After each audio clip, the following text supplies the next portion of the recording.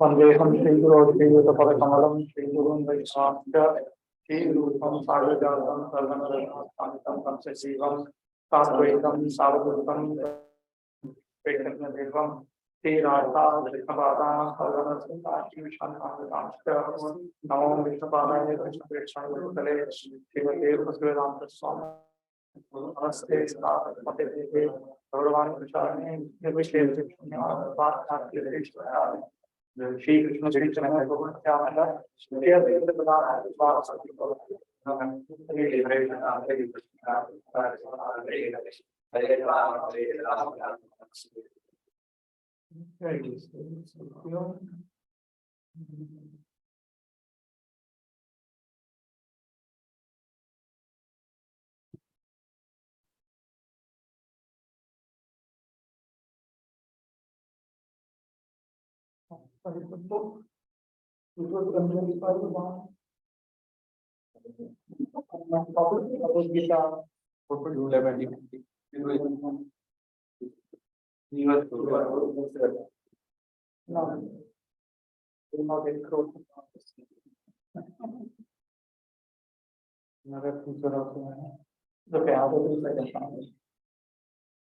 Just student handout is not yet allowed to be asking.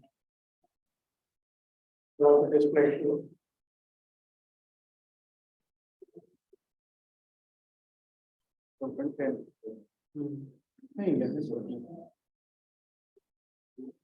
today we are on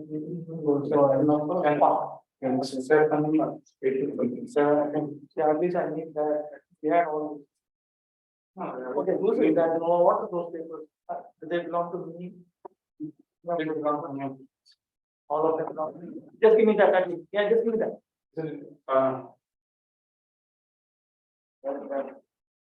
What was posted in somebody has a bad habit of cleaning up.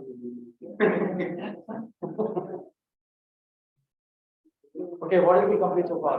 And to start with 4.10, you're done talking. Good. My voice is not clear, too much echoing. Mine is hard. You must come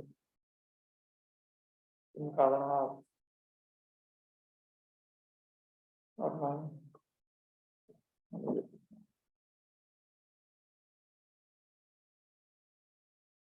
Okay, so let's resume 4.10 and we come and read it.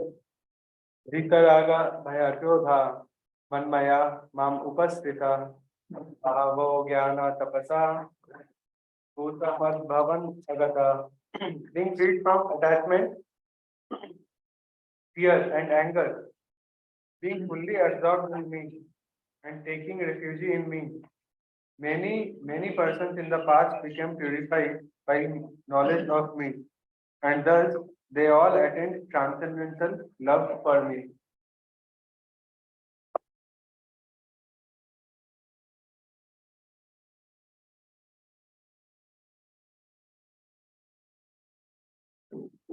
As in the present time, in the past also, many persons gained liberation by knowing the eternal nature of my birth and activities.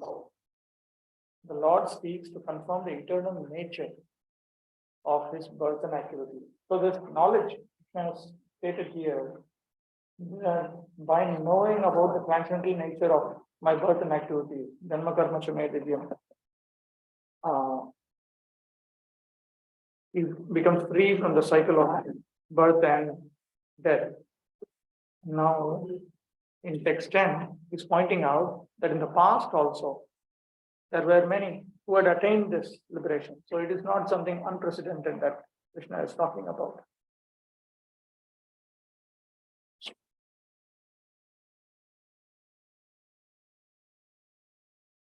Okay, can someone read Bhaktivinoda Thakur? Just for translation.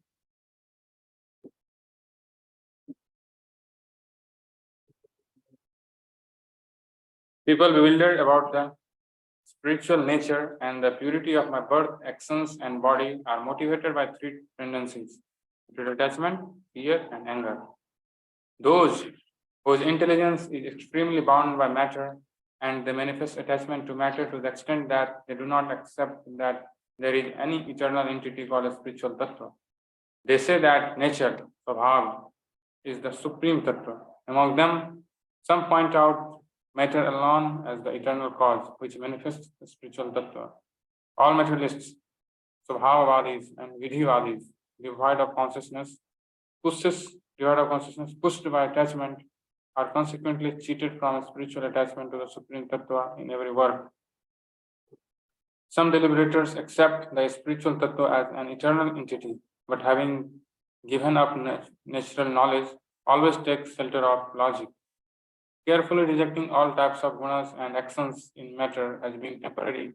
They manufacture some indescribable Brahman imagined as the opposite of matter. It is nothing other than this. It is only an opposite manifestation of my Maya. It is not my eternal Swarup.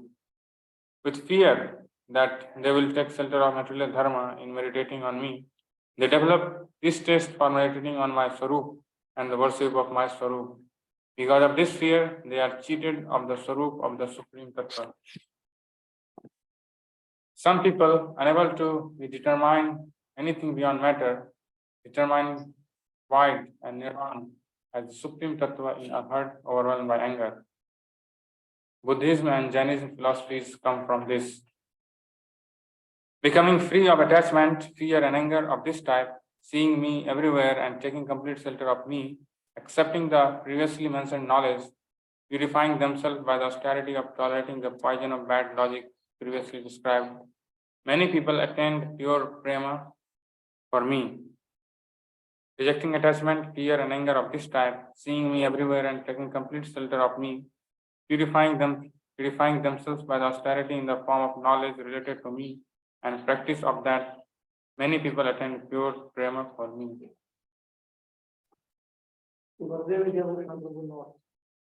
Because this knowledge of my eternal birth and activities arises only by analysis of the difficult Shruti passages, it is called an austerity.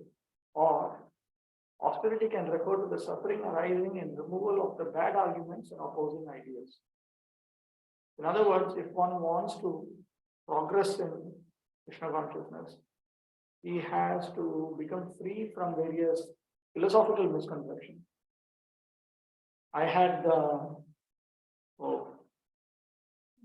we should print that Bhaktivinoda Thakur's list of anarthas. That will be very useful. Tattva Brahma, philosophical misconception. That's the first set of anarthas. It is very important that we free ourselves from it. Being purified by that removal of bad ideas, cleansed of ignorance, many persons attain prema for me, or attained existence with me, direct association with me. What type of people were these? These persons had given up attraction to, fear of, and hatred of those persons who oppose the eternality of the Lord's birth. And because they were completely engaged in serving me with faith in me alone. So these three are problems: raga, bhaya, krodha. Look at the first word, vitaraga, bhaya, krodha. Freed from attachment, fear, and anger. Attachment refers to materialistic attachment. Fear refers to fear of a supreme person. Krodha, anger refers to frustration. Frustration is born from anger.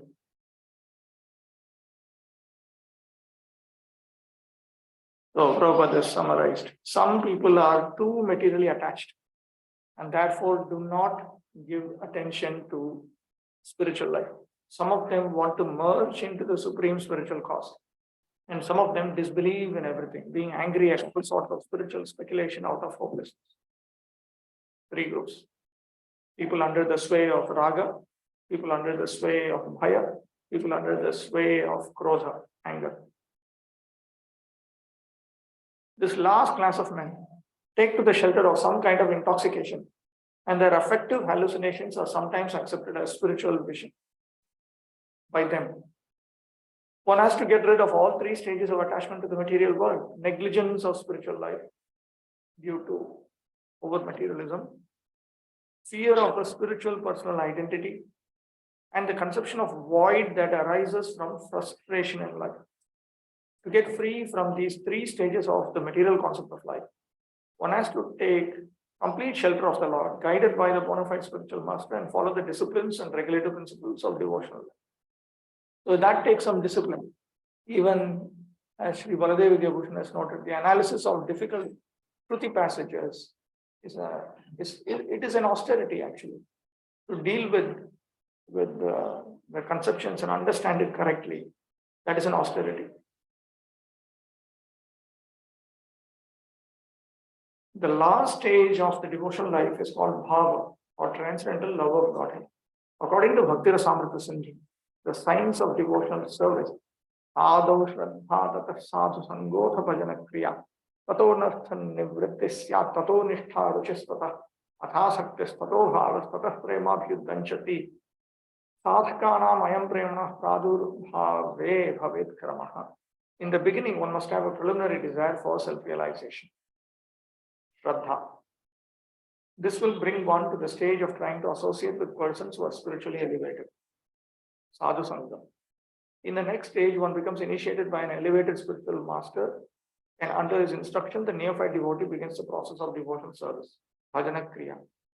By the execution of devotional service under the guidance of the spiritual master, one becomes free from all material attachment, anartha-nivritti, attains steadiness and self-realization, nishtha, and acquires a taste for hearing about the absolute personality of God, ruchi.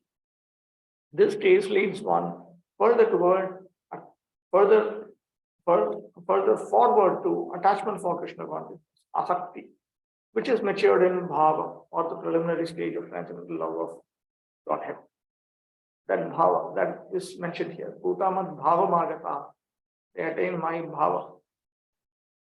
Then, a real love for God is called prema, the highest perfection stage of life. In the prema stage, there is constant engagement in the transcendental loving service of the Lord. So, by the slow process of devotional service, under the guidance of the bona fide spiritual master, one can attain the highest stage, being freed from all material attachment and from the fearfulness of one's individual spiritual personality and from the frustrations that result in void philosophy. Then one can ultimately attain to the abode of the Supreme Lord. Bhava Bhakti is explained in great detail by Bhaktivinoda Thakur in one book called Chaitanya Shikshamrita.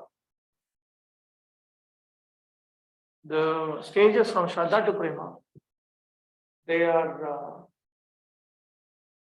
elaborated and clarified in a booklet called Madhurya Kadambini. They're all available. Important book. Prabhupada said that when you read it, you understand where you are in Krishna consciousness.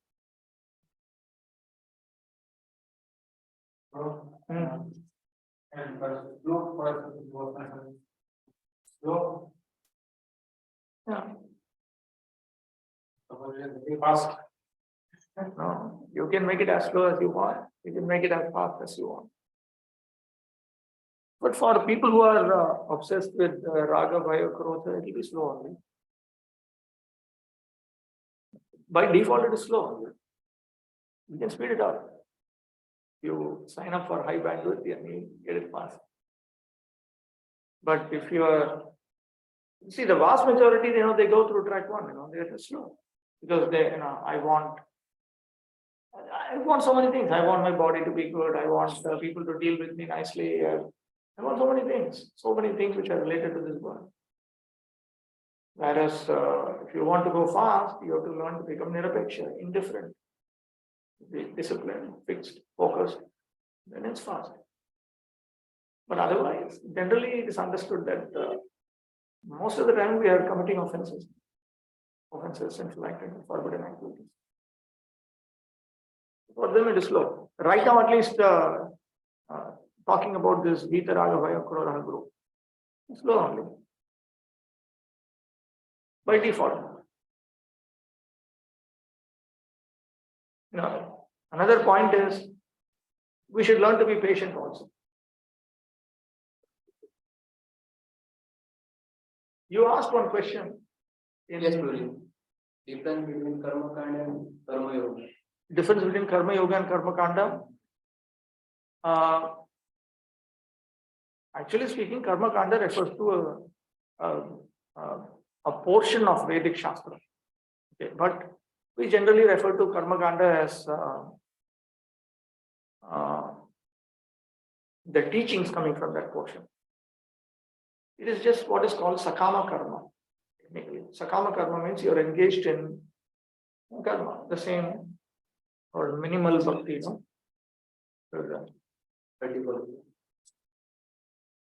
Yeah, the first stage. But the only difference is they are not interested in progressing up to love of God. They have no desire. They just want to engage in this in order to attain the benefits of this karma, which come out in the next life. That's all. They don't want to attain the highest goal. So that group is called the Karma Kanda group.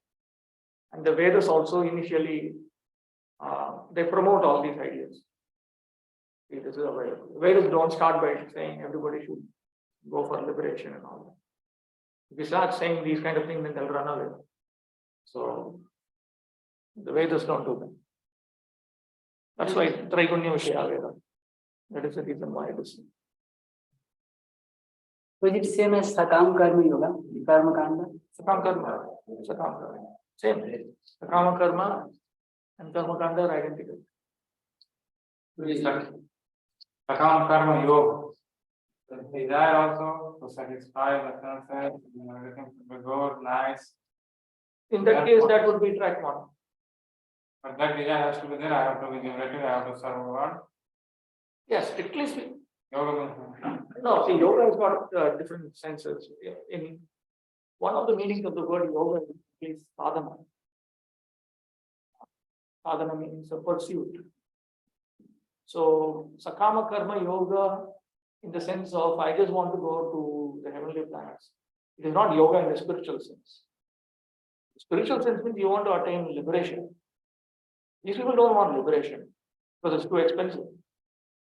You need to become free from attraction, repulsions. You'll immediately say, what, I'm a robot or what, I have feelings, I want to enjoy life. And I want to enjoy life, not only this life, I want to enjoy many, many lives. But how they gradually develop the faith of coming to the stage to me? So they are going to No. That group will not automatically, they're just materialistic people, that's all. It's just subtle materialism, not gross materialism, because they want to enjoy next life. They are like people who properly book the train ticket, no tatkal, book ahead. So they do everything carefully, they plan it out. They are planning out the next life in this life. They're just very sophisticated materialists, that's all.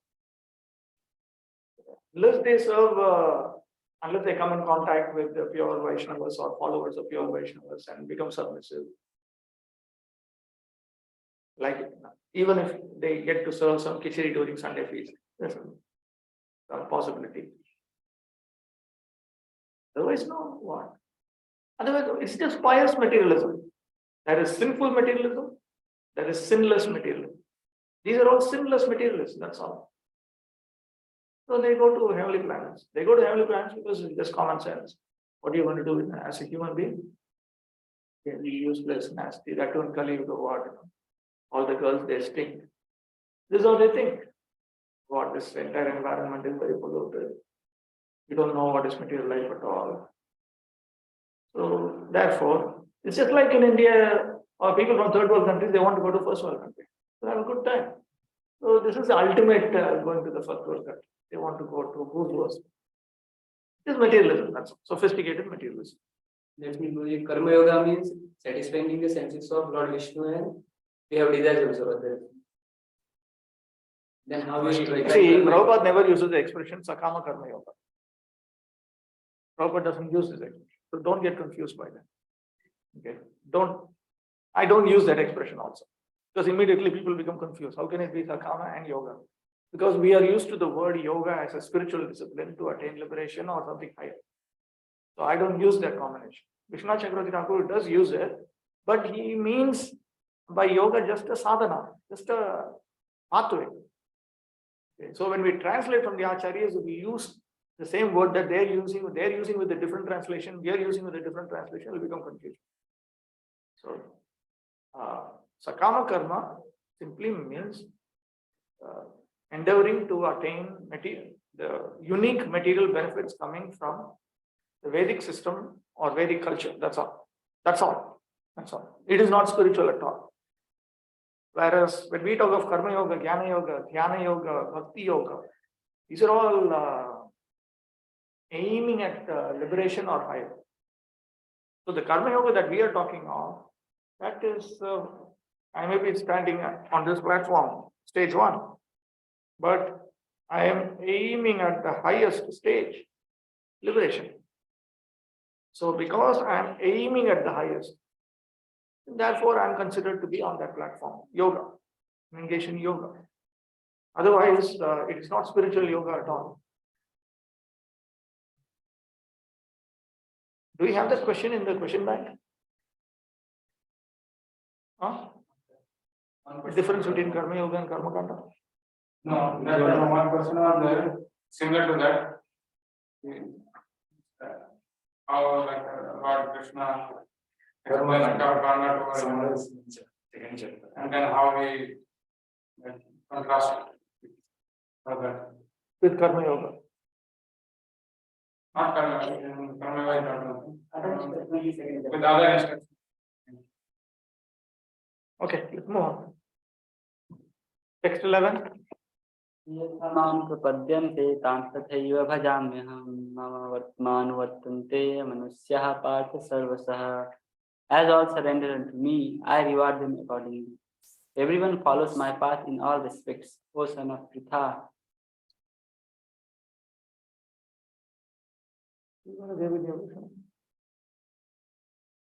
First, he is referring to Arjuna's thoughts. I have to some degree understood that you are the Supreme Lord with attractive eternal birth and activities. And I've heard from scriptures that you, though the size of a thumb, are indeed the Lord without birth. Therefore, you must have various forms, and there must be various methods of worshipping you. In response to that thought of Arjuna, Lord Krishna speaks this verse that Krishna can be worshipped in various forms because he does possess various forms. Bhaktivinoda Thakur, I respond to persons in the way that they surrender to me. Being the final goal of all philosophies, I am to be attained by all. Those who are pure devotees, always serving my Sachidananda form in the supreme abode, attaining spiritual bliss. I give nirvana liberation in the form of Nirvishesha Brahman to those who are imperfect by destroying their Atma.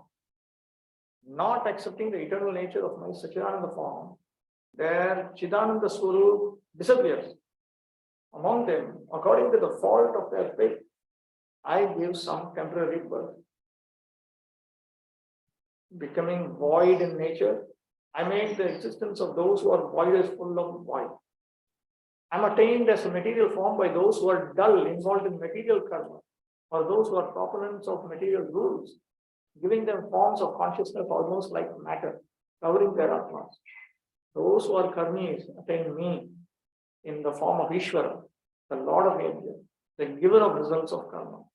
To those who are yogis, I, in the form of Ishvara, give vibhutis, or impersonal liberation. In this way, being all Swarupas means being the Brahman, worshipped by the impersonalists, Paramatma, worshipped by yogis, Bhagavan, worshipped by him. I am attained by proponents of all philosophies. Among all attainments, you should know that attaining my service is the chief. All humans follow my various paths. Thus, all men follow various paths of attaining me. Actually, I, the form of Krishna, am the final attainment of them all. Worship of the Lord, meditating on the Paramatma of the size of a thumb, Brahmajnana, worship of the Lord of Yajna are various paths to attain me. The fortunate intelligent person attains my Swarup, the attainment, making the various types of worship the means. Those who become attached to those respective tattvas do not advance, have incomplete attainment. That is the deep meaning of the Lord's words. Can someone read out Prabhupada's purport? Everyone is searching for Krishna in the different aspects of his manifestations. Krishna, the Supreme Personality of Godhead, is partially realized in his impersonal Brahmajyoti effulgence and as the all-pervading supersoul dwelling within everything, including the particles of atoms. But Krishna is fully realized only by his pure devotees.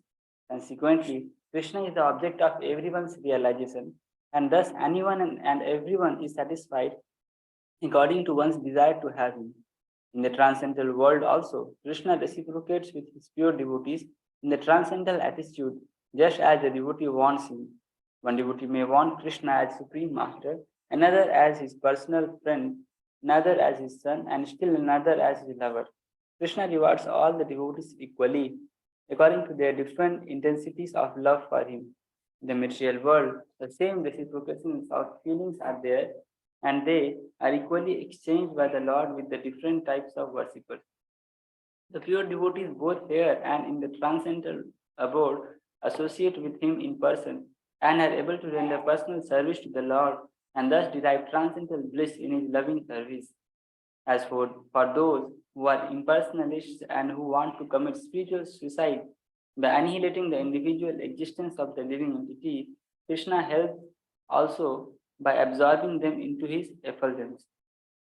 Such impersonalists do not agree to accept the eternal blissful personality of Godhead.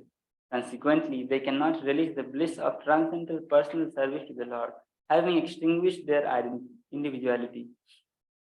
Some of them who are not firmly situated, even in the impersonal existence, return to this material field to exhibit their dormant desires for activities.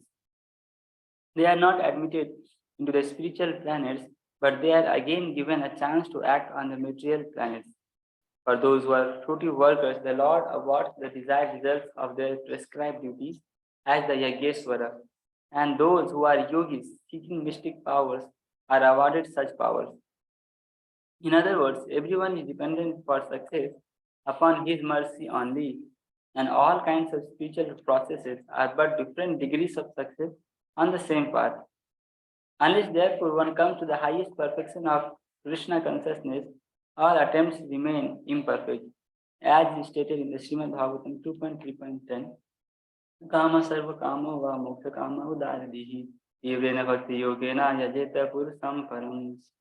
Whether one is without desire, the condition of the devotees, or is desirous of all fruitive results, or is after liberation, one should with all efforts try to worship the Supreme Personality of Godhead for complete perfection, culminating in Krishna consciousness. So, everyone follows my path in all respects. The original statement is the second line. Mama vartmanu vartante manushya partha sarvashaha. O son of Pritha, all men follow my path in all respects. So here all men refer to all men who accept Vedic authority and who are interested in transcendental realization. Not even transcendental. Anyone who accepts Vedic authority, they have to go for realizing something which is beyond protection, because even the heavenly planets are not manifested to our human senses. So even then, all those who are human beings, they follow my path. This is what Krishna is saying. It is understood that those who don't accept Vedic authority are subhuman. That is the idea. Human being means you accept Vedic authority. Okay, text 12. Yajanta iva devata Shipram hi manusya loke siddhir bhavati karmaja. Men in this world desire success in fruitive activities and therefore they worship the demigods. Quickly, of course, men get result from fruitive work in this world. Having spoken on a related but digressive topic, side topic. The Lord will now speak on the original topic, explaining how Nishkama Karma transforms into Jnana. In this verse, the Lord speaks about the rarity of such practitioners. In other words, even track 1 is rare. Most people don't go into track 1. Or track 2 is even more rare. Track 3 is even more rare. So, the proper Vedic pathway, all the way up to its goal. Second pathway is the Pancharatri pathway. Third is the Bhagavata pathway. So even to go all the way to the final goal through the Vedas is very, very rare. In this world, living entities under the sway of beginningless impressions of enjoyment hanker for results to their actions in the form of domestic animals, sons, and other things. They worship devatas such as Indra, who can give temporary things in small quantity by actions filled with desire. By actions filled with desire means when we engage in prescribed activities and we have material desires, then these demigods provide that. They do not worship me, the master of those devatas, who can give eternal bliss by their performing desireless actions. Whereas if they worship me with the idea that I should attain liberation, see, the desire for liberation is always considered to be desirelessness, because you're not hankering for something which is commonly desired. In fact, you consider this could be an obstacle for the highest attainment. So they are considered to be nishkama. Nishkama means literally desireless. It's a fact that they may have some desire, but their desire also, so they will only accept material desires which don't prevent them. Any material desire that prevents them from attaining the highest goal, that they will not accept. So therefore, in track 1 also, therefore track 1 is rare. They want material happiness, definitely, while making spiritual progress. Limited, not unlimited. It is like saying, I want good food. First of all, I want nourishment. So, tasty food that does not contradict my goal of having a good health. Whereas somebody else may not even be interested in tasty food. That is even more advanced. So, track 2 and track 3, they are like that. But in track 1, they are interested in material happiness, but within limit. So they actually are worshipping the Supreme Lord and they want to attain the highest goal. Externally, they may be respecting all these demigods. In fact, in track 1, they worship the demigods as Vaishnavas. They honor the demigods all the way up to Lord Brahma as Vaishnavas. Track 2, track 3, they simply respect them as Vaishnavas. They don't worship them. They don't consider them, these are my gurus and all that. In track 1, they consider that Brahma is the highest guru. Should gradually move up. They act in this way because in this world of man, results of such actions come quickly. So why this Karmakanda group is there? Why they are not entering into the full track? Why they are doing the same activity, but why they are not going to the final goal? Because the results of such actions come quickly. The other result in the form of liberation from knowing me through worship by Nishkama Karma comes slowly. All men whose discrimination of temporary and eternal is eclipsed by desire for enjoyment and who want quick enjoyment worship my servants, the Devatas, for that purpose. And even the person who has attained discrimination of the temporary and is fearful of suffering in this world does not worship me, the master of Devatas, through Nishkama Karma in order to extinguish his suffering. In other words, such qualification for worship is very rare.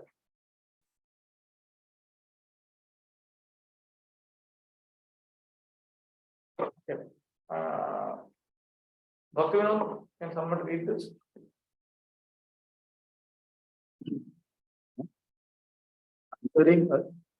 Answering Arjuna's question, the Lord, clearly explaining his Swarupa and related matters, again begins to teach deliberation on Karma Tattva, according to what was previously stated. O Arjuna, previously I said that if you clearly understand Karma Tattva, you become free of the bondage of karma. Previously I said that one should give up vikarma and akarma. Karmas should be accepted according to one's condition only. Karma is 3 types: Nitya, Naimittika, and Kamya. Kamya karma is better than Vikarma and Akarma.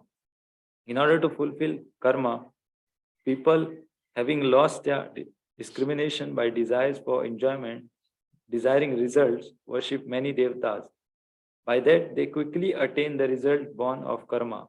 Desiring progress on temporary samsara, people perform all karmas. The insignificant devatas, givers of the result of karmas, being satisfied by those karmas, quickly give results. I will tell you gradually who these devatas are. So these devatas are distinguished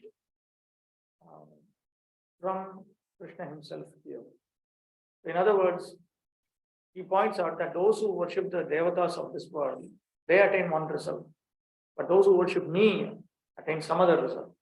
Krishna already pointed out that those who worship him, they attain liberation from the cycle of birth and rebirth. But here he's saying those who worship these devatas, they only attain material benefits. Actually, the demigods are not different forms of God, but they are God's different parts and parcels.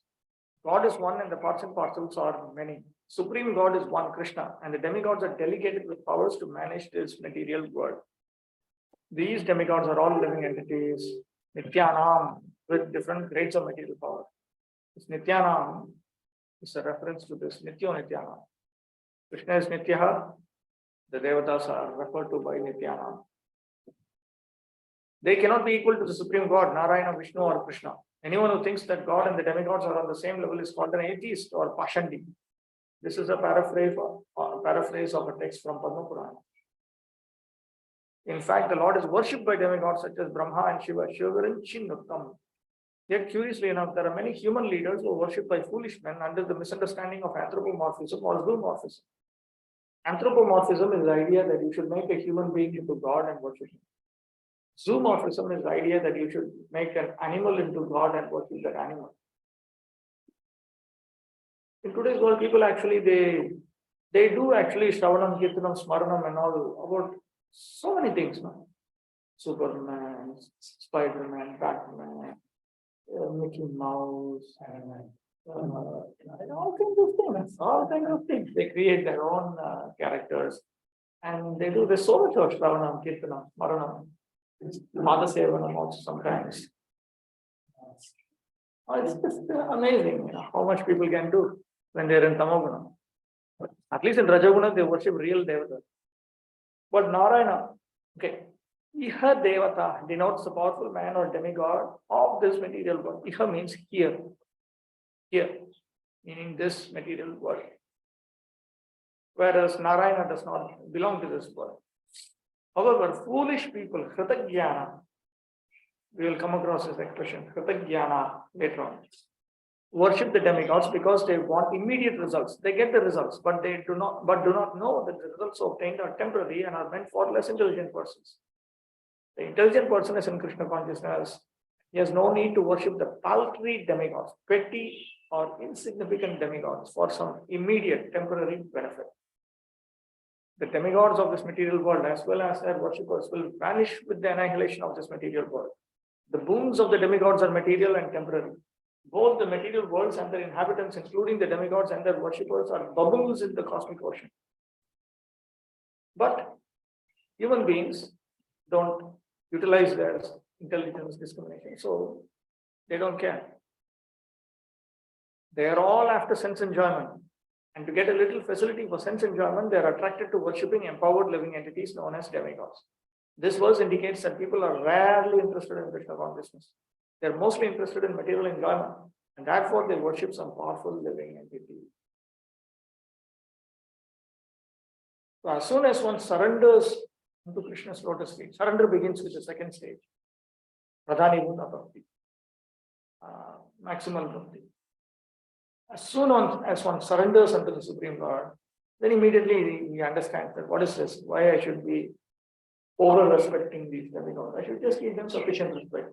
I don't need to depend on them. Why I need to become a demigod? Why I need to go through the gradual path? Just surrender unto the Supreme Lord and he immediately helps me get out of it. Text 13. even if someone is worshipping Lord Vishnu Hmm. with the intention of getting material gains, Hmm. so that is karma kand. No. The activities. There's a misconception within ISKCON that it is the consciousness that determines the difference between karma, jnana, bhakti. That is wrong. The activity is already desired. Ravanam Vishnu, Kirtanam Vishnu, Smaranam Vishnu, Adasevanam Vishnu, Artanam Vishnu, Vandanam Vishnu, Sakhyam Vishnu. So that word Vishnu comes now. That is meant to be connected to everything. That is what is known as devotional service. Devotional service is already defined. I will also show another place where what Bhagavata Dharma or Bhakti is. Bhakti is already defined. It is not that just because Krishna tells you to do something, automatically it becomes Bhakti. Or even when a pure Vaishnava tells you to do something which is not Bhakti, it is still not pure Bhakti. It is not even Bhakti. Bhakti refers to a particular set of activities which are directly connected with the Supreme Lord. But he is not looking for liberation. Doesn't matter. He is engaged in the right activity for the wrong reason. Okay.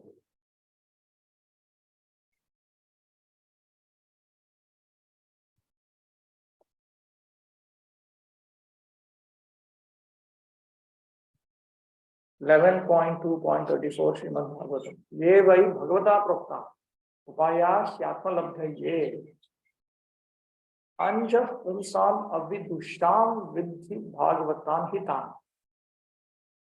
This is a definition of Bhagavata Dharma. First of all, explain it. No, those means for realizing the Supreme Soul, those means for easily realizing the Supreme Soul by persons who are less intelligent, which are spoken by the Supreme Personality of Godhead, to be Bhagavata Dharma. So, in Bhagavata Dharma, the very method is designed for realizing the Supreme Personality of God. Now, you may not be interested in that. That's a different thing, but it is designed for that reason. It's given for that purpose. And they are spoken by the Supreme Personality of Godhead. That is what is known as Bhagavata Dharma. That is Bhakti. Even ignorant living entities can very easily come to know the Supreme Lord if they adopt those means prescribed by the Supreme Lord himself. The process recommended by the Lord is to be known as Bhagavata Dharma or devotion service to the Supreme Personality of Godhead. So these directly involve the Supreme Lord, Ravanam Vishnu, Kirtanam Vishnu. Like there is in Bhakti Sandarbha, Jiva Goswami gives the example of one bird. He just flew around Vishnu temple's Gopuram and it attained liberation. Because that activity, it's that activity of doing something which is naturally pleasing to the Supreme Lord and it is naturally connected to the Supreme Lord. That is what is called Bhagavad Bhakti. The activity itself should be pleasing to the Supreme Lord. Now this karma now, when we execute this karma in order to attain liberation in submission to Krishna, only then it is pleasing to Krishna. The activity of liberation, if it is executed with the desire to attain love of Godhead, with submission to Krishna, only then it is pleasing to Krishna. But the activity of bhakti itself is pleasing to Krishna. You engage in Shravanam Vishnu, it is pleasing to Vishnu. Kirtanam Vishnu is pleasing to Vishnu. That very activity is pleasing. So it is naturally pleasing to the Supreme Lord. And it is naturally connected with the Supreme Lord's name, form, qualities, pastime. Whereas the activities of karma is also what? I am taking care of my wife, taking care of my wife, children, my body, my father, mother. Where does Krishna come into the picture immediately? I have to mix it with Krishna consciousness. Whereas in bhakti, the very activity is pleasing to Krishna and it is directly connected to Krishna. So those activities are called bhakti. So somehow or other the person is engaging in it. If he engages in bhakti in a tivra manner, tivra means like stage 3 type. Dhruva Maharaj. Dhruva Maharaj wants to attain a kingdom bigger than Brahma's kingdom. It is not even possible. How can you attain a kingdom bigger than Brahma's kingdom inside Brahma's kingdom. But he wants it. The child, he wants it. Kshatriya wants it. He wants what he wants, that's all. And Narada Muni teaches him, he actually teaches him just smaranam. Chant this mantra, Om Namo Bhagavate Vasudevaya, teaches him also archana, deity worship. He chants. That's what he does. He's doing one or more items of Navadeva. That is all he's doing. But he's doing of the Tibra type. Because he did of the Tibra type, then very quickly he attains the mercy of Narada Muni. Also, he did it under the guidance of Narada Muni. That's another thing. Narada Muni always desires that his disciples take to pure devotional service. Because not only externally I may be doing this, but internally what am I desiring? So Dhruva Maharaj came to the point very rapidly. So if one surrenders unto the Supreme Lord and executes this kind of bhakti, third type of bhakti, third stage bhakti, Kevala bhakti, exclusive bhakti, then he can attain the highest perfection even within one lifetime. Whereas this person is going to take a long time, track one. This person is Nishkama, track one. That person might be Sakama even. Sakama Kevala Bhakti is vastly more powerful than Nishkama Karma. We will see all this. It will all come in the middle 6 chapters when we come to second stage, third stage of devotional service. Then we'll begin to see different ways it can be mixed up. There is something called Karma Mishra Bhakti Yoga. This what we are seeing here, this is actually Karma Yoga. Because Karma is predominant. Karma predominant, Karma Jnana Bhakti. But we will, in the middle 6 chapters, we will see Bhakti predominant, Karma Jnana Bhakti. So when we see Bhakti predominant, Karma Jnana Bhakti, then we will come to just exclusive bhakti. So we will begin to, Krishna will begin to talk about this. We'll see. Okay, so let's proceed. We completed text 12, text 13. चतुर्वर्णमया सृष्टं गुणकर्म विभागसः तस्य कर्मारपि मां विद्यया कर्तारम् अभयम्. According to the 3 modes of material nature and the work associated with them, the 4 divisions of human society are created by me. And although I am the creator of this system, you should know that I am yet the non-doer, being unchangeable. In 2 verses, the Lord speaks of the cause of destroying the desire for enjoyment, which is an obstacle to performance of Nishkama Karma. If one wants to proceed in track 1, actually even in track 2, track 3, one cannot have materialistic desires. At least one cannot have materialistic desires which obstruct one in the highest attainment of the highest goal. Those desires one cannot have. So, Lord Krishna speaks 2 verses, text 13 and text 14, to help one understand how one can get out of these material desires.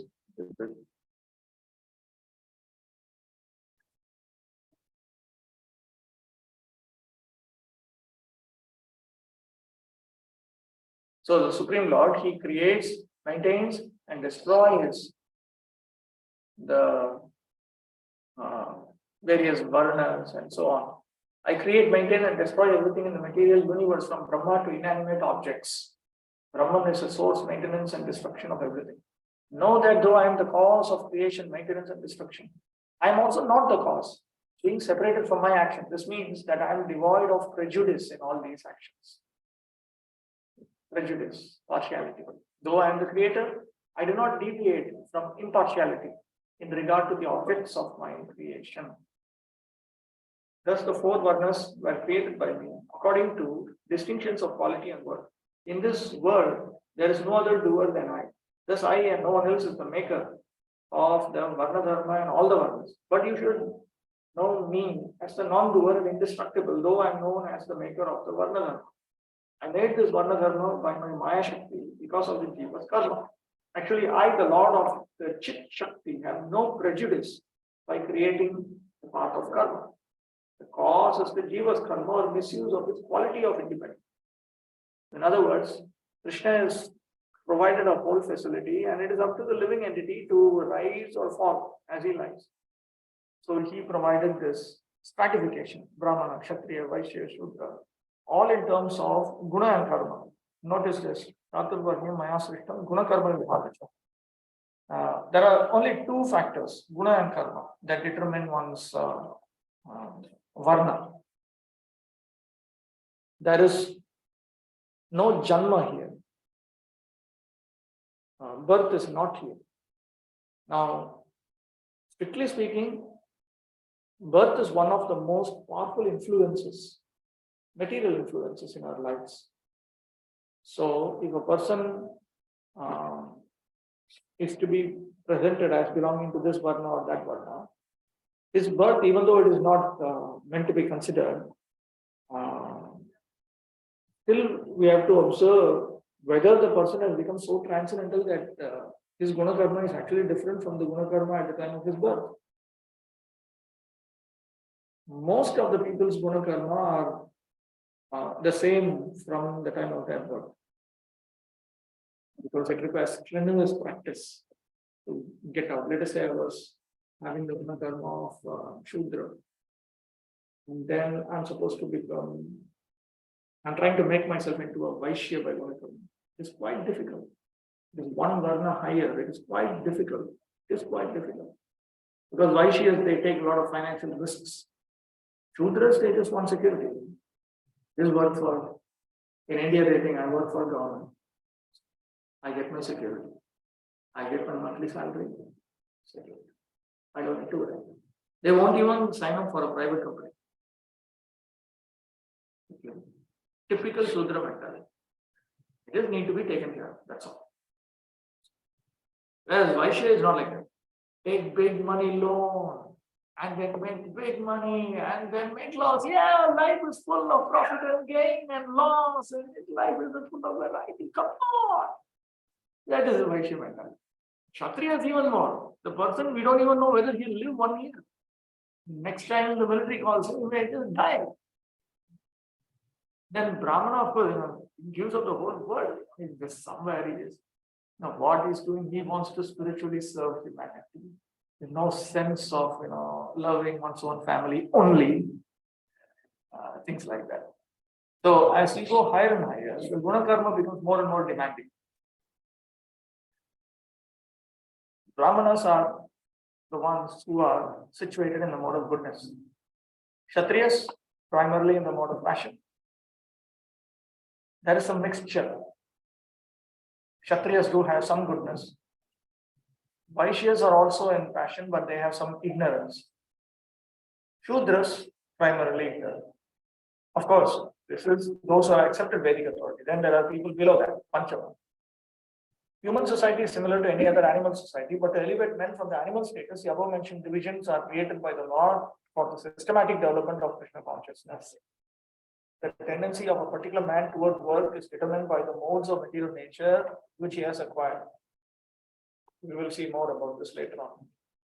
There is something higher than a Brahmana, and that is a pure Vaishnava. Krishna consciousness includes knowledge of all different friendly expansions of Krishna, namely Rama, Nrsimha, Varaha, etc. And as Krishna is transcendental to the system of the 4 divisions of human society, a person in Krishna consciousness is also transcendental to all divisions of human society, whether we consider the divisions of community, nation, or species. Text 14. Namam karmani vippanti nama karma phalesprabha iti mam yo vijanati karma virnasa gadyati. There is no work that affects me, nor do I aspire for the fruits of action. One who understands this truth about me also does not become entangled in the fruitive reactions of work. This verse elaborates the last. It elaborates the previous verse. These actions, such as creation, do not contaminate me with the fault of unfair dealings or desire, unlike the case of the jiva. This is because my acts of creation, maintenance, and destruction are in response to the karmas of the jiva in his body, not to my needs. In other words, Krishna is engaged in creation, maintenance, destruction of this world, not because he needs something. His whole world is only for us. I have no desire for results and actions such as the creation of the universe or creation of the bodies of the jivas. Thus, I am not contaminated by the acts of creation and destruction. He who acts with desire for results is contaminated by the results. I am full of bliss in my swarup, and I simply bestow what arises from the desires for enjoyment of the jivas project in Prakriti. As the efficient cause, I am like the rain, simply put into motion their actions decided by them. The Lord is only the efficient cause for creation of bodies of the jivas with mentality of men and devas. The causes of the variety in the mentalities of men and devatas are the powers of their previous actions. The Supreme Lord is the efficient cause in the creation of bodies for the living entities with various mentalities as men and devatas. What causes the great variety in the states of men and devatas are the powers arising from their old karmas. The author of Vedanta Sutra says, the Lord has no partiality or cruelty because the pleasure and pain suffered by the living beings is caused by their karma. So the scriptures declare. The result of knowing this is then stated. He who knows me in this way is not bound by previous karmas, which are the cause of his bodies and which create problems for his body. He becomes free from those karmas. So Krishna is transcendental, and when we realize that Krishna is transcendental, then we also become transcendental. That is the basic point. Krishna is only the nimitta, efficient cause. Efficient cause is a technical word in philosophy. There are different types of causes. Typical textbook example. Consider how a pot is made. You have a pot. Yes. Now, who or what is the cause of that pot? First of all, you need clay. Without clay, you cannot have the pot. So that clay is what is known as the ingredient of upadana karanam. Without the clay, you cannot have the pot. That is the basic ingredient. So the answer to that question, if you say, is clay. And clay is not enough. Clay is there all over the planet. But you don't see pots all over the planet by themselves coming up. So then you need potters. You need a person who carefully thinks how to take clay and mold it, make it into a pot. So that is known as nimitta karma, efficient cause. So the Supreme Personality of Godhead is only the efficient cause as far as creation of this material world. Then you require, but suppose you have a potter. You have clay. Is that enough to make a pot? No, you require the potter's wheel. There's something called the device. There's a device called the potter's wheel, which the potter uses. You need clay, you need the potter's wheel, and you need the potter also. That is called sahakari karma, accessory cause. So three causes are most important to understand. One is upadana karma. Another is nimitta karma. Another is sahakari karma. Ingredient cause, efficient cause, accessory cause. So the Supreme Lord is only the efficient cause. He is not anything more than that. Because of the jiva's karma, I have made karma tattva, the system of karma. But it cannot contaminate me. I have no desire for results of karma. Since these results of karma are most insignificant for me, the Lord full of six opulences. The person who can understand my imperishable tattva while deliberating on my independence and the jiva's path of karma is never bound by karma. Performing pure bhakti, he attains me. So when we talk about pure devotion service, we are also meant to have a pure understanding of Krishna. It's all part of pure understanding of Krishna. If we have impure understanding of Krishna, then it becomes a intellectual offense, like Mayavad, for instance. It's an offense. We keep hearing this Mayavadi, Krishna, Aparati. What offense they are doing? Are they actually taking a stone and beating? Are they what they are doing? In their thought, they are committing a crime. It's a thought crime. There's something called a thought crime in Vedic civilization. they also keep Krishna's deity their ashram. Very difficult to understand. Right? It's not at all difficult to understand, very easy to understand. A woman takes care of her husband very nicely, but just that she also wants to take care of her other customers. She's a prostitute. So then it's a problem. So it is not enough just that they worship Krishna. They worship Krishna. They worship everyone. They worship themselves also, and they think that we are all one. So it is not the external activity that is determining what is what. You also have to always consider what is there in their head, what they are thinking. That also determines purity. There is purity in thought, there is purity in speech, there is purity in activity. I am Anavaki. So they are committing errors in their thought process.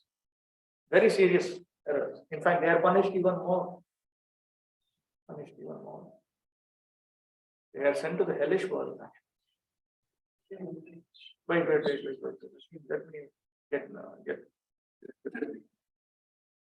See, Krishna is like the proprietor of an establishment. The proprietor of an establishment is not responsible for the right and wrong activities of the workers, but the workers are themselves responsible. The living entities are engaged in their respective activities of sense gratification, and these activities are not ordained by the Lord. Means the Lord is not ordering them to do this. For advancement of sense gratification, the living entities are engaged in the work of this world, and they aspire to heavenly happiness after death.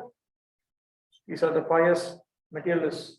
The Lord, being full in himself, has no attraction for so-called heavenly happiness. The heavenly demigods are only his engaged servants. The proprietor never desires the low-grade happiness such as the workers may desire. He is aloof from the material actions and reactions. For example, the rains are not responsible for different types of vegetation that appear on the earth, although without such rains, there is no possibility of vegetative growth. It is raining now. But because of the rain, you cannot say that this side is more green, that side is less green and all that. Or here, cabbage is growing, there potato is growing, it's all because of the rain. The rain did not decide that, okay, here, cabbage should be planted and that potato should be planted. Somebody else is planting different things and getting it up.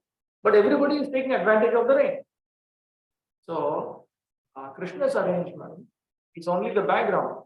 Therefore, he is said to be the efficient cause. The created beings are of many varieties, such as the demigods, human beings, and lower animals, and all of them are subject to the reactions of their past good or bad activities. The Lord only gives them the proper facilities for such activities and the regulations of the modes of nature, but he is never responsible for their past and present activities. The Lord is never partial to any living entity. The living entity is responsible for his own acts. The Lord only gives him facilities through the agency of material nature, the external energy. Anyone who is fully conversant with all the intricacies of this law of karma or fruitive activities does not become affected by the results of his activity. In other words, the person who understands this transcendental nature of the Lord is an experienced man in Krishna consciousness. Thus, he is never subjected to the laws of karma. One who does not know the transcendental nature of the Lord and who thinks that the activities of the Lord are aimed at fruitive results, as are the activities of the ordinary living entities, certainly becomes entangled himself in fruitive reactions.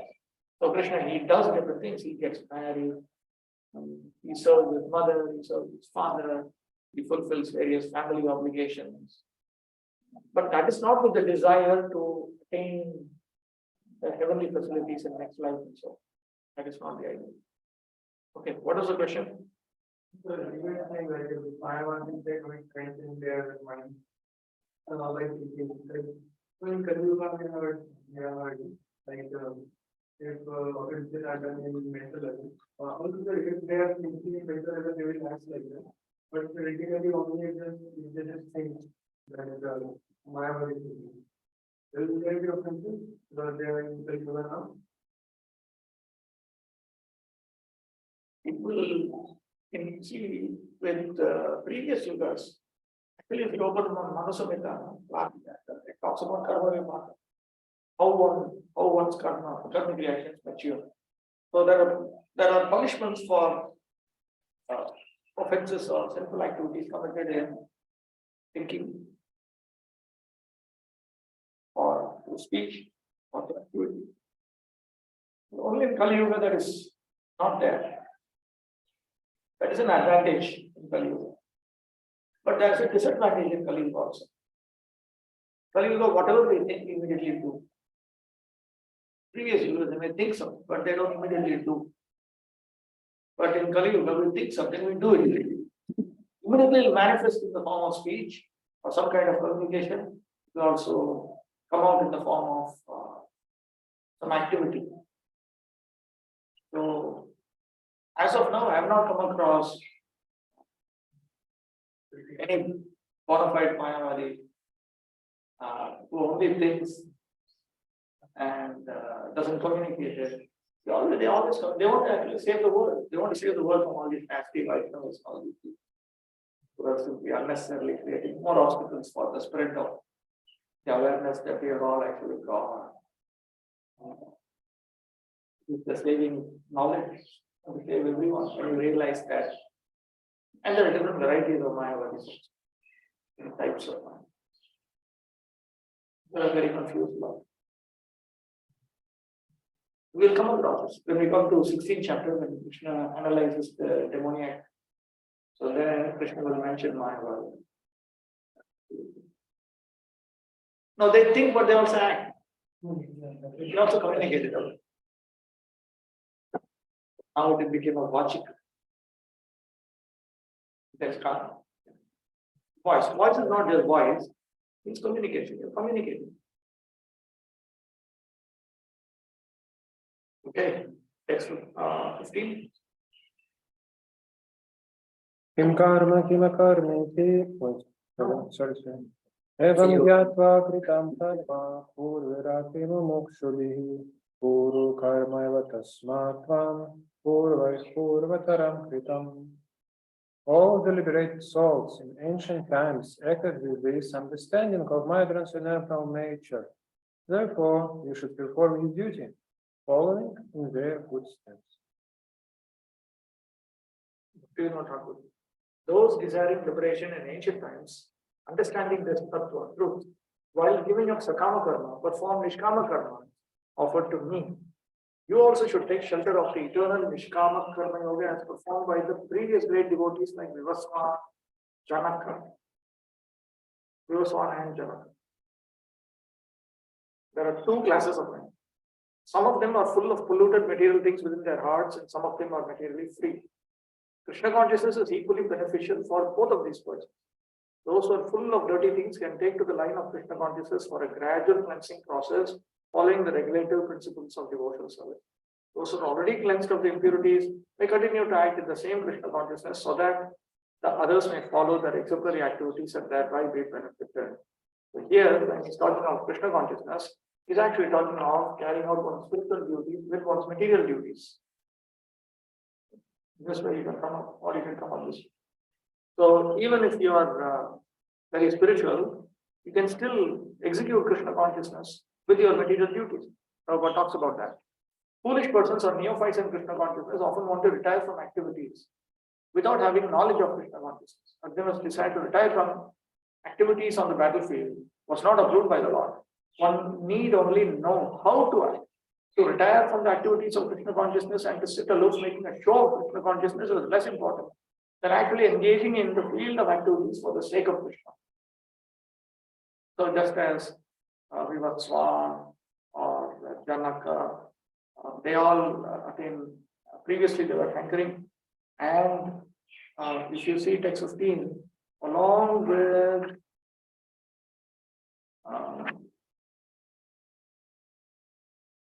text 10, then we understand that not only they were previously hankering for liberation, they actually attained liberation. So gradually they work through it. They work through it. If you are going in a lift, you're going fast. Somebody else is climbing through stairs. You may be going in a lift, but the person going through the stairs, he may be 2 floors ahead of you. That possibility is also there. Because he started earlier. Might have started earlier. No, but he started earlier. Whereas we just new kids in an old block, we just came into the scene. And we're talking maybe things were going fast, but he's already 2 floors ahead of us. That possibility is also there. So they may be going through track 1 or track 2. But they have also become attained liberation. All such students of Lord Krishna are mentioned here as past liberated persons engaged in the discharge of duties allotted by Krishna. Text 16.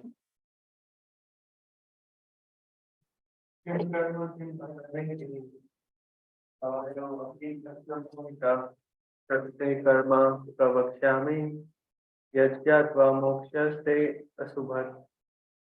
Even the intelligent are bewildered in determining what is action and what is inaction. Now I shall explain to you what action is, knowing which you shall be liberated from all sin. Is there some doubt about karma, since you speak with great insistence about acting as previous persons did according to their predecessors? So this is a thought that is in Arjuna's mind. Why are you saying that you must perform these material duties the way it was executed by them? This material duty. It is a woman need to do Sri Dharma, man need to do the Varna Dharma, should do man. So no, it's not like that. You have to execute it in a particular manner. If you don't execute it in a particular manner, you cannot attain the highest goal. So therefore, Krishna speaks a series of verses from this text 16. Certainly there is. What type of action should be performed by those desiring liberation? What is the jnana, the opposite of action, included in the actions which they perform? Even those who are wise have become bewildered about this because they are unable to discern the truth about it. I, controlling everything, knowing everything, will speak to you about karma and akarma. Akarma here means that which is different from or opposite to action. Syllable. Okay. I will speak to you about karma and akarma, not just about karma. Knowing, practicing, and realizing this, you will be liberated from samsara, material existence. Bhaktivinoda Thakur. Even the wise are bewildered in determining what is karma and what is akarma. I will teach you this subject. Understanding it, you will attain liberation from everything inauspicious. Action and Krishna consciousness has to be executed in accord with the examples of previous bona fide devotees. This is recommended in the 15th verse. Why such action should not be independent will be explained in the text to follow. So even to execute something as simple as our material duty, we have to see how the predecessors did it and attained the highest result. It is always important to consider whether they attained the result. Yesterday only I was reading. There was one sannyasi during Prabhupada's time, one of his disciples. I think it was in Australia. The disciple of Prabhupada, he had given up sannyas and given up different things, but he was continuing to chant. So when he met Prabhupada, so then Prabhupada explained that, told one story. Then he explained in conclusion that when you cook, it is not enough just to have some food, some fire. It's not enough just to have some rice in a pot and have fire below it. You must, there's a method for it. Suppose you have fire here and the food up in the roof, then there's too much of distance. So there won't be any. So he said, simply, just chanting Hare Krishna will not work. There's a whole method, there's a process. Previously, they have followed the process and attained the result. There are many, many do's and don'ts involved. If you don't put it all together, then the result is not attained. That result is very, very important. Everything in Vedic culture is result oriented. So whenever Bhagavad Gita or other scriptures you hear that you should not be interested in the result, it means you should not be interested in the inferior result. But you must be interested in the superior result. Otherwise what? Without result, there is no meaning to any pursuit. Pursuit means it's result oriented. So, for attaining the result, it is very important to consider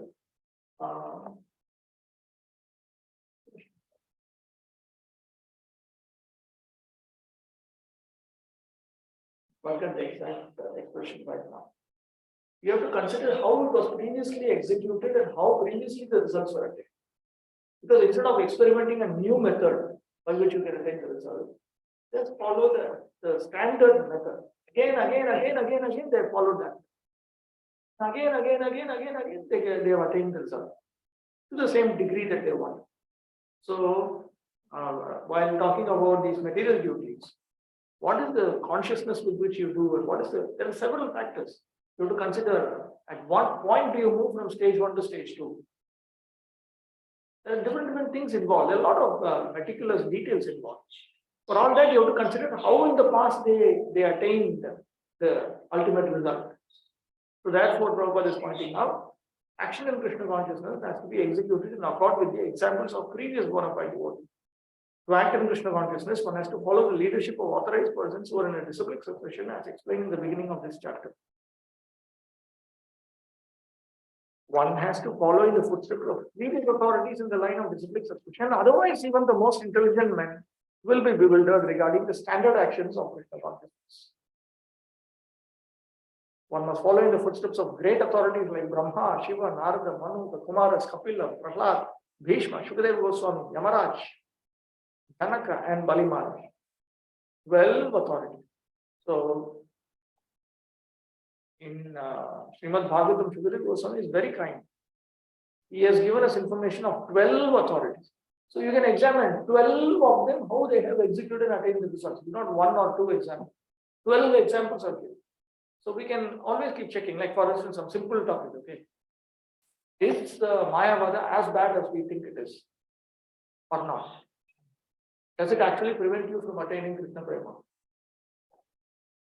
Then examine 12 authorities.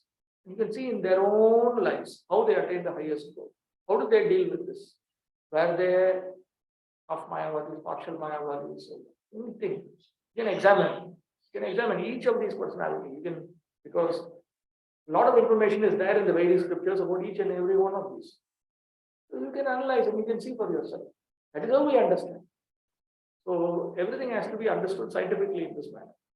By mental speculation, one cannot ascertain what is religion or self-realization. Therefore, out of causeless mercy to his devotees, the Lord explains directly to Arjuna what action is and what inaction is. Only action performed in Krishna consciousness can deliver a person from the entanglement of material existence. 17. कर्मणो कर्मण्यपि बोद्धव्यं च विकर्मणः अकर्मणस्य बोद्धव्यं गहना कर्मणो गतिः.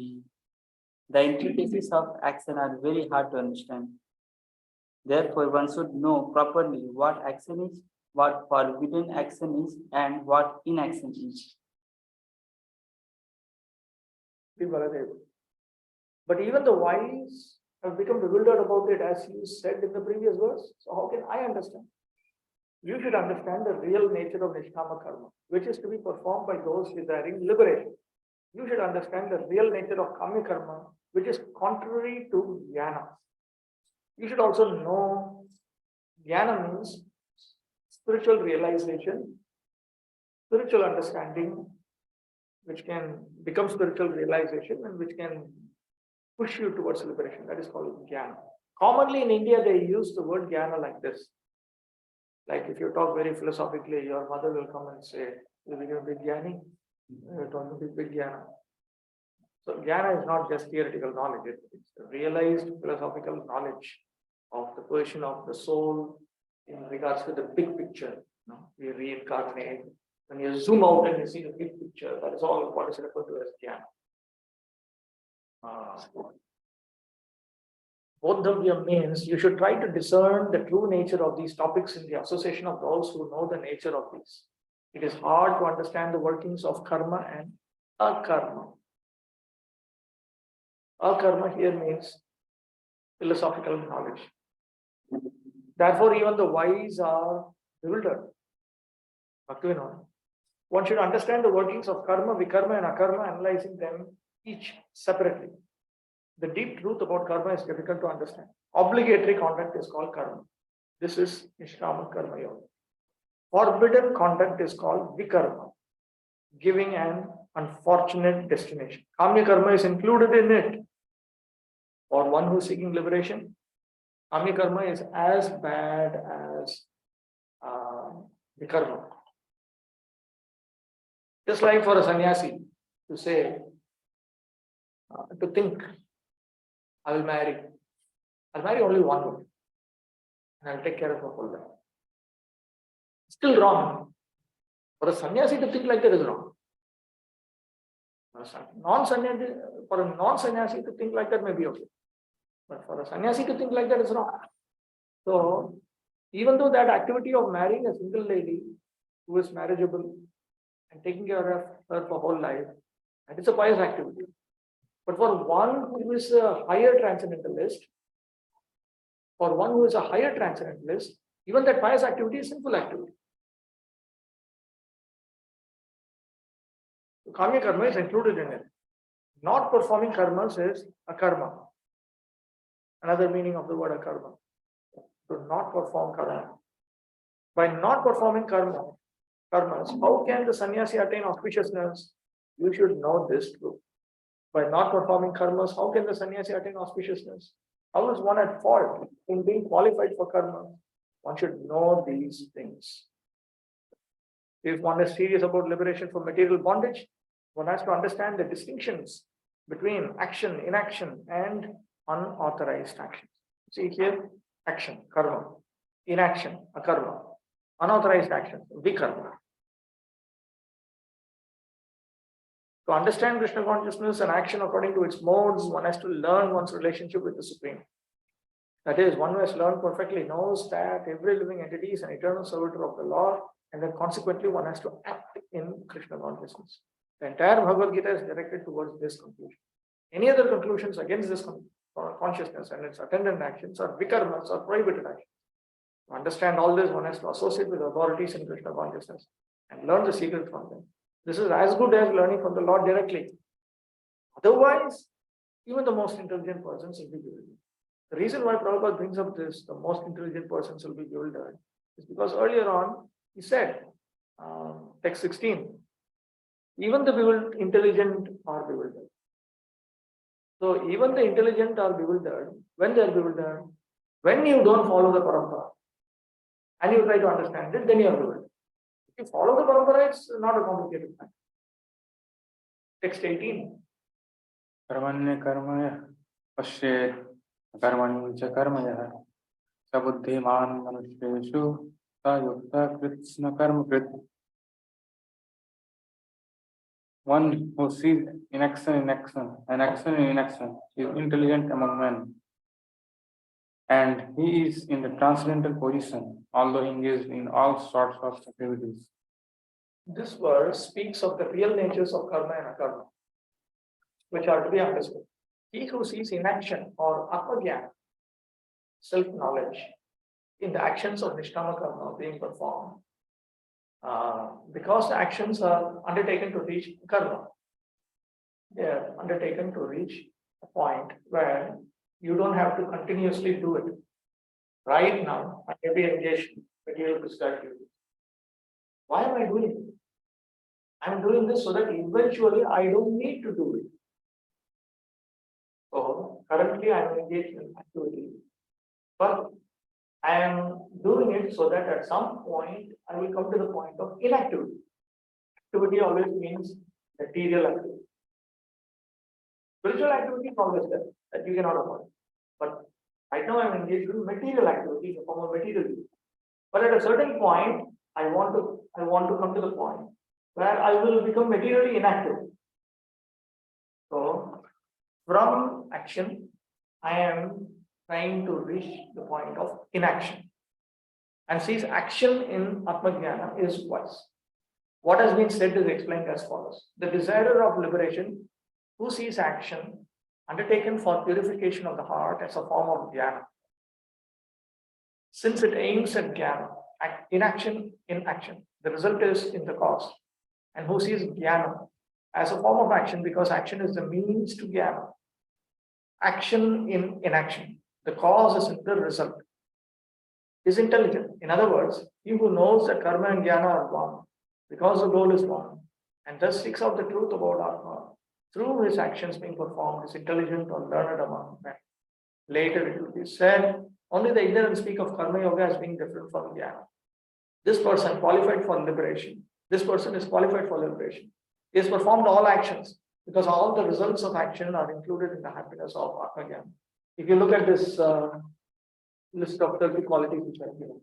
You have 21 plus 9, and then you have various governor duties, national duties, and for women there are 3 duties, womanly duties they have. Now, if I think these activities of Jnana, these 21 duties, they seem very spiritual, very, very useful, spiritually very attractive to me. Why should I be engaging in all these nasty Varna duties, why women to be engaging in their womanly duties and so on? Why they cannot just give it up? That will lead to spiritual realization. It will lead to freedom from lust, anger, greed. At that time, you will be able to execute this nicely. Otherwise, right now, if you try to execute this, it will be very, very difficult. Those who are filled with excessive lust, anger, greed, they will not be able to execute sattvic activities. Even with transcendental activities, they will complain. Okay. 18, he who sees inaction in action, and action in inaction is intelligent among men. He is clever, performs all actions. Purport is that all the karmas performed by the Nishkama Karma Yogi are akarma, a form of renouncing karma. And renouncing karmas, akarma, is his performance of Nishkama Karma. Thus, though he performs all karma, he is not a karmi. The purport is that all the karmas performed by the Nishkama Karma Yogi give attainment of the real Atma. He sees all karmas to be a form of akarma. Akarma and karma take one form. Prabhupada. I want someone to read out Prabhupada's purport.